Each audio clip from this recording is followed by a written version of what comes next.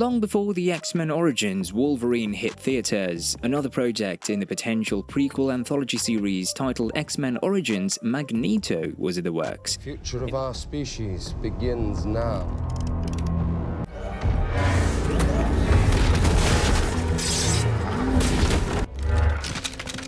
In this video, we unravel the fascinating journey of Erik Lehnsherr, also known as Magneto, and discover the captivating concept that could have made the Magneto prequel a game changer in the X-Men franchise, and dive into everything we know about X-Men Origins Magneto. So make sure to stick with us until the end of this video.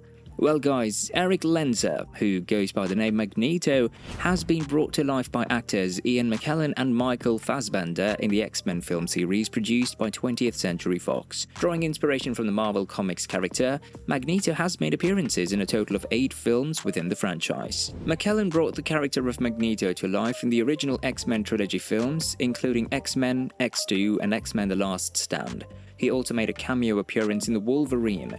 On the other hand, Fassbender portrayed a younger version of Magneto in the prequel films, namely X-Men First Class, X-Men Apocalypse, and Dark Phoenix. These portrayals by both actors took place in different time periods, but converged in the film X-Men Days of Future Past. To stay updated on more exciting content like this, don't forget to hit the like button, subscribe to our channel, and click the bell icon for notifications. Magneto, both in the comics and the films, is portrayed as an exceptionally powerful mutant with the ability to manipulate and generate magnetic fields. He is a survivor of the Holocaust and holds the belief that mutants are superior to humans. His ultimate goal is to empower mutants and establish them as a dominant species, surpassing humanity on the planet. Magneto's mutant classification places him as a Class 4 mutant, surpassing the abilities of Class 3 mutants.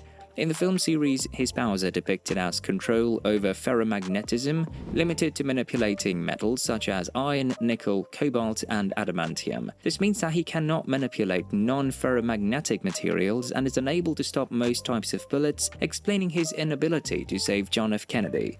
Additionally, the magnitude of force required to move the massive Golden Gate Bridge, as depicted in The Last Stand, would far exceed the capabilities of any human-created magnet. With this, let's move on to X-Men Origins Magneto. Once upon a time, the X-Men franchise's famous antagonist was primed and ready to become an anti-hero in his prequel film, and the concept certainly holds water. Superhero fans almost unanimously regard the character as one of the best comic book villains of all time. Despite having compelling and even justified reasons for doing what he does, he is an all-powerful force to be reckoned with. The first scene in the X-Men film provides only a brief glimpse of the boy who would become Magneto. Erik Lehnsherr was one of the millions of Jews persecuted by the Nazi regime during World War II before becoming a freedom fighter for an all-mutant kind. The setting of one of the most heinous acts of cruelty in human history fits perfectly with X-Men IP, as the franchise has always been known for its social commentary while still delivering quality action-adventure storylines. In that scene, we see Nazi soldiers ripping Lehnsherr away from his family. While attempting in vain to contact his parents, he discovers his incredible ability to manipulate metal. That sequence appeared to be the primary inspiration for Up in the Air screenwriter Sheldon Turner to develop a story for a Magneto prequel film. Turner described the project as The Pianist meets the X-Men. Despite being in various stages of production and even having a director attached to David S. Goyer, the project was never completed. Though the obvious reason for the project's cancellation would be the poor reception of another film with the word Origins in its title, the reasons for X-Men Origins Magneto's cancellation may be more complicated than you think. Next is, let's address the Wolverine in the room. The X-Men Origins brand was supposed to launch a thriving franchise, but only one film was ever released under that title. If you ask anyone who has seen X-Men Origins Wolverine why there aren't any more movies in the series, they'll tell you. X-Men Origins Wolverine shows the long life of clawed mutant Logan Howlett, played by Hugh Jackman, before he found a new family in the X-Men for the lucky few X-Men fans who are blissfully unaware of the prequel's existence. On paper, A Wolverine origin story seems like a great idea. By a wide margin, he is the most popular X-Men member. His virtual immorality could be used to set up a variety of stories from various eras. However, X2, X-Men United, revealed everything we ever needed to know about Logan Howlett, and the bare-bones story of X-Men Origins Wolverine demonstrated that there wasn't much else to explore in the character's backstory.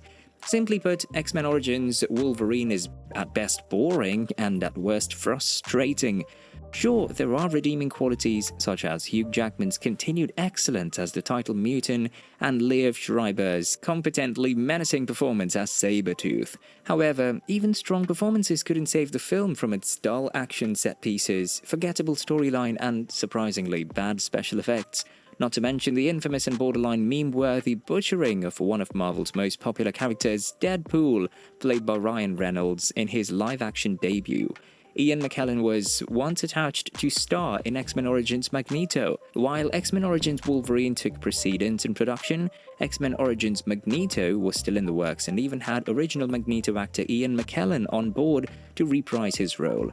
The Lord of the Rings star is well known for his affection for the character, and while McKellen would later reprise the role in X-Men Days of Future Past, his return for a solo project never materialized. According to conflicting reports, McKellen will be digitally aged to play a younger version of himself. That could be true for some flashback sequences, but it appears that Turner's initial inspiration for the script came from World War II. Eric Lenzer would have been in his early 20s at the time, so the role of the younger Magneto would almost certainly be recast instead of then 67-year-old actor. McKellen later stated in 2009 that he would not be returning to the project for that reason, stating that he probably would not be involved, but wouldn't rule out a cameo appearance.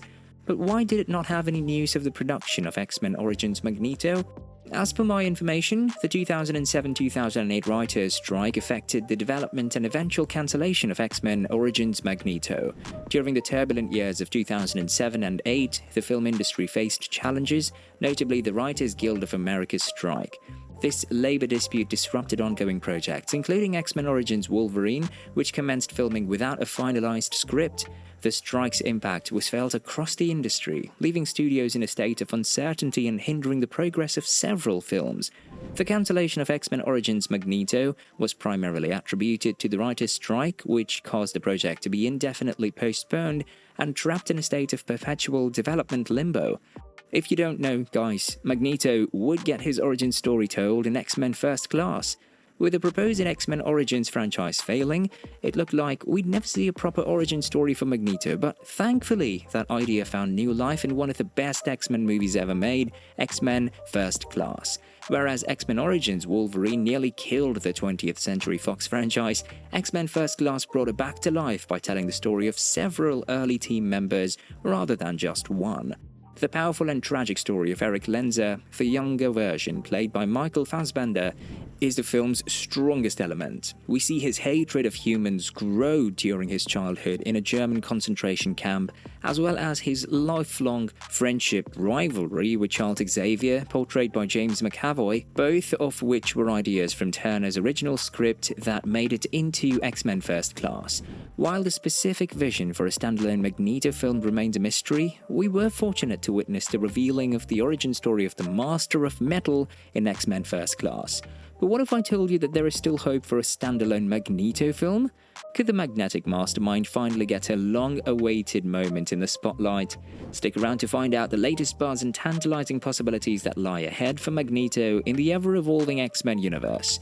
Will he rise to claim his rightful place as the ultimate anti-hero? Stay tuned for more electrifying updates.